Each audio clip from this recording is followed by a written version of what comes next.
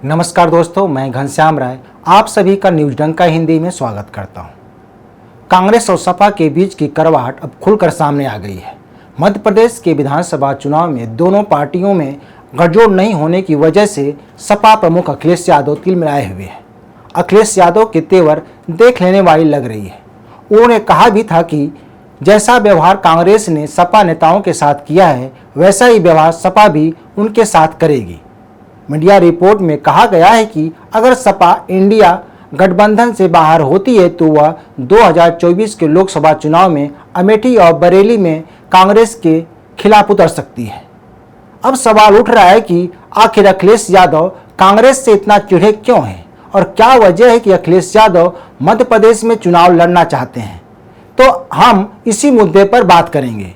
तो दोस्तों, आप हमारे चैनल पे नए हैं तो आपसे रिक्वेस्ट है कि हमारे चैनल को सब्सक्राइब जरूर करें। दरअसल कांग्रेस और समाजवादी पार्टी के बीच विवाद की शुरुआत मध्य प्रदेश से हुई है। अखिलेश यादव ने पिछले दिनों कहा था कि जब कमलनाथ और दिग्विजय सिंह को सपा को सीट नहीं देनी थी तो उन्होंने पार्टी कार्यकर्ताओं के साथ 1 बजे तक बैठक क्यों की।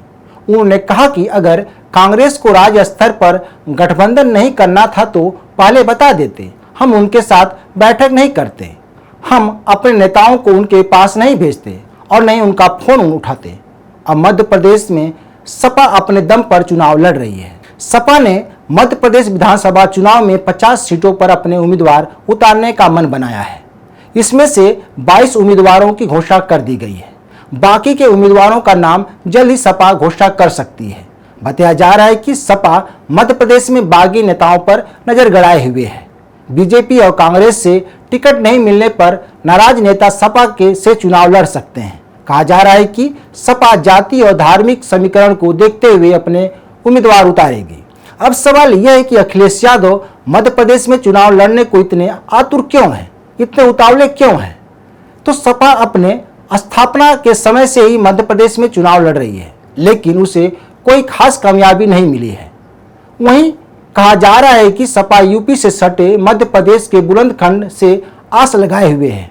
हालांकि सपा का पुराना रिकॉर्ड देखने पर पता चलता है कि पार्टी पहली बार 1993 में अपने उम्मीदवार मध्य प्रदेश में उतारी थी। तब सभी उम्मीदवारों की जमानत जब्त हो गई थी, जबकि अगले विधानसभा चुनाव में सपा ने 4 सीटों पर जीत दर्ज की थी। वहीं 2003 में सपा ने 7 सीटों पर जीत दर्ज की थी, मगर इसके बाद से सपा के सीटों में लगातार गिरावट देखी गई। 2018 में सपा से केवल 1 उम्मीदवार जीत दर्ज किया था, मगर सपा ने कई सीटों पर जोरदार प्रदर्शन किया है। यही वजह है कि अखिलेश यादव मध्य प्रदेश में चुनाव लड़ने को आतुर है। सपा नेता अपनी पार्टी को नए मुकाम देने के लिए भी जोर आजमाइश कर रहे हैं। बताया जा रहा है कि सपा मध्य प्रदेश की कुछ सीटों पर कांग्रेस के वोटों में सेंधमारी कर पार्टी को टक्कर दी है।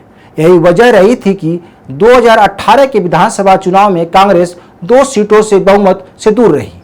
इसमें सपा की भूमिका स्पष्ट देखी जा सकती है। मैहर सीट पर कांग्रेस उम्मीदवार को 3000 के आसपास वोट मिले थे, जबकि सपा उम्मीदवार ने इस सीट से 11000 वोट पाए थे। इसी तरह से पारसवाड़ा और बालाघाट सीट की बात करें तो यहाँ सपा दूसरे नंबर पर थी, जबकि कांग्रेस तीसरे नंबर पर थी। एक अन्य सीट पर सपा दूसरे नंबर पर थी, वहीं कांग्रेस चौथे स्थान पर खिसक गई थी। इससे साफ पता चलता है कि इन सीटों पर सपा और कांग्रेस में सीधा मुकाबला है। यह भी कहा जा रहा है कि इस बार भी कांग्रेस को सपा नुकसान पहुंचा सकती है। बुंदेलखंड की 29 सीटों पर यादव वोटरों का प्रभाव है। इसके अलावा ग्वालियर और चंबल में यादव वोटर अधिक संख्या में है। बता दें कि सपा का यादव कोर वोट बैंक है। अब सवाल यह है कि अखिलेश यादव कांग्रेस से चिढ़े क्यों हैं। इसके एक नहीं कई कारण हैं।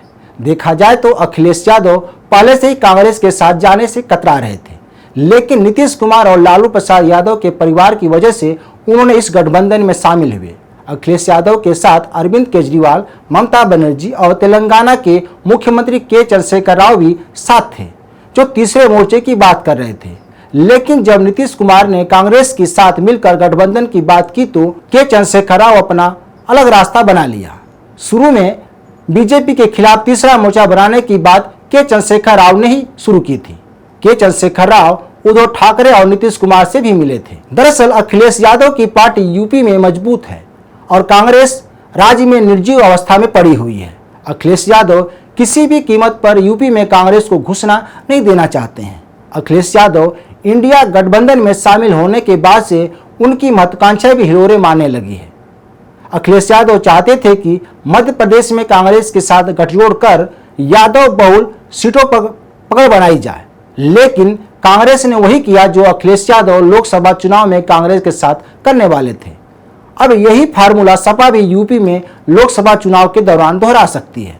अखिलेश यादव ही नहीं, लगभग इंडिया गठबंधन के सभी दल इसी फार्मूले पर चलने वाले हैं, जो गठबंधन के बिखराव का संकेत दे रहा है और एकजुटता पर संशय पैदा कर दिया है। अब कांग्रेस ने यूपी में अपना दम दिखाने के लिए अजय राय को उतारा है। अजय राय पीएम मोदी के खिलाफ 2 बार चुनाव लड़ चुके हैं। इसके साथ अपने बयान को भी लेकर वो चर्चा में रहे हैं। कांग्रेस यही चाहती थी कि पहले राज्य में पार्टी को चर्चा में लाया जाए और ऐसे व्यक्ति को कमान सौंपी जाए जो तीखा बोलता हो। उसमें अजय राय फिट बैठते हैं। अजय राय ने कानपुर और आजमगढ़ में अखिलेश यादव पर हमला बोला है, जिससे अखिलेश यादव चिढ़े हुए हैं। यही वजह रही थी कि उन्होंने अजय राय का बिना नाम लिए चिरकुट कहा था। आजमगढ़ में जैसे अजय राय ने अखिलेश यादव के दुखती रग पर हाथ रख दिया हो। सपा प्रमुख ने भी अमेठी को लेकर बयान दिया है। अब कहा जा रहा है कि सपा अमेठी और रायबरेली से अपना उम्मीदवार उतार सकती है। अब सवाल यह है कि अखिलेश यादव और कांग्रेस की लड़ाई में इंडिया गठबंधन पर क्या प्रभाव पड़ेगा। क्या अखिलेश यादव भी कांग्रेस को यूपी में गच्चा देंगे? ऐसे में गठबंधन का स्वरूप और भविष्य 2024 के लोकसभा चुनाव तक कैसा रहने वाला है? तो दोस्तों, आप इस बारे में क्या विचार रखते हैं, हमें जरूर बताएं। इस वीडियो को शेयर, लाइक और कमेंट जरूर करें। हमारे YouTube चैनल को सब्सक्राइब करना न भूलें। धन्यवाद।